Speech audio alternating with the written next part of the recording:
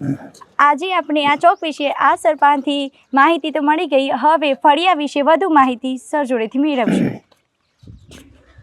આ ફળિયાનું નામ પિંપરિયા ફળી મોયદ્વાસના થાય એવું છે.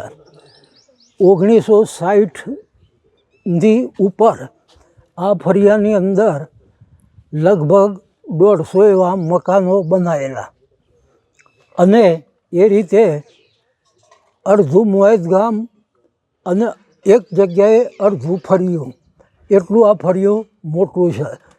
એક જગ્યાએથી ચાલીને જતો બીજી જગ્યાએ જઈએ તો 5 મિનિટનો સમય લેતો હોય છે, એટલું આ ફળિયું એ છે. ફળિયાનું બાંધકામ લગભગ એક સરખું.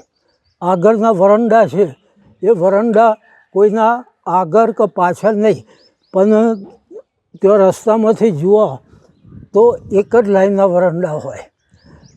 ફળિયાને બનાવવા માટે અમારા દાદા અવચરભાઈ અમીચંદભાઈ હતા, એમના પ્રતાપથી આ ફળિયું આટલું ઉજળું બનેલું છે.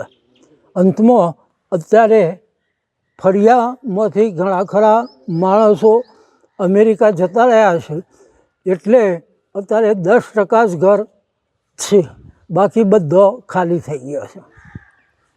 ધન્યવાદ.